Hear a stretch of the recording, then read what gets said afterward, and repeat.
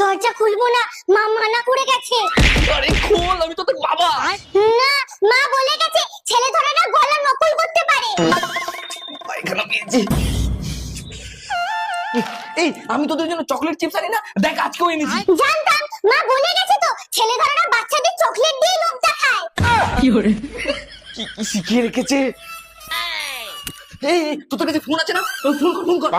বাবার নাম্বার বলো। লেখ 956123।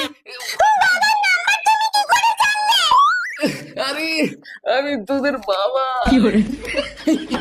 ঠিক আছে, এমন কিছু জিজ্ঞেস কর যেটা তোদের বাবা মা ছাড়া আর কেউ জানে না। বলো তো মায়ের জন্মদিন কবে?